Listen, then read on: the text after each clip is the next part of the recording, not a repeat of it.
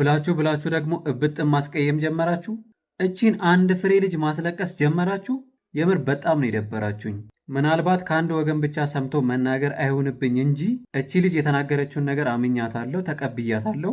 ለዚህ ካምፓኒ ማስተላለፈው አንድ መልእክት ቢኖር ለእንደዚህ አይነቱ ኮንተንት ክሬተሮች ካልታመናችሁ የእናንተ ምርትና አገልግሎት በዚህ ደረጃ ከፍ ላደረገላችሁ፣ ላስተዋወቀላችሁ፣ ከ5 በላይ ቪዲዮ ለሰራላችሁ፣ ከ10 ሚሊዮን በላይ ተመልካች ላስገኘላችሁ፣ ከ10 ሺህ በላይ ሰው በዛ ቮይስ ተጠቅሞ የእናንተ ካምፓኒ ብዙዎች ጋር እንዲደርስ ባደረገላችሁ ለ1 ሚሊዮን ብር መታመን ያቅታችኋል? መጽሐፍ ቅዱስ ምን ይላል መሰላችሁ?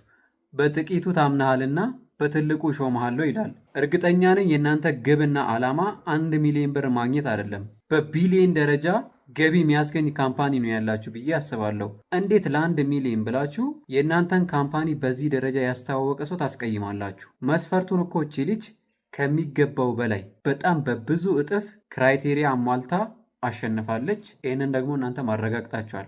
ስለዚህ ከቻላችሁ ለዚህች ልጅ የሚገባትን ነገር አድርጉ። ካልቻላችሁ ግን መጨረሻ ላይ የሚጎዳው ምናልባት እቺ ልጅ የጓጓችለትን 1 ሚሊዮን ብር ልታጣ ትችላለች። ነገር ግን ለዚህች ልጅ ስላልታመናችሁ ብቻ በጣም በርካታ ከስተመር እንደምታጡ አስቡበት። እብጥዬ አይነው በጣም ይደብራል፣ በጣም ያስጠላል። ግን እንዲች ብለሽ አትጨነቂ። እርግጠኛ ሆኜ የምናገረው ከዚህ የሚበልጥ በጣም ትላልቅ ነገሮች ወደፊት በአንቺ ህይወት ውስጥ ይመጣሉ።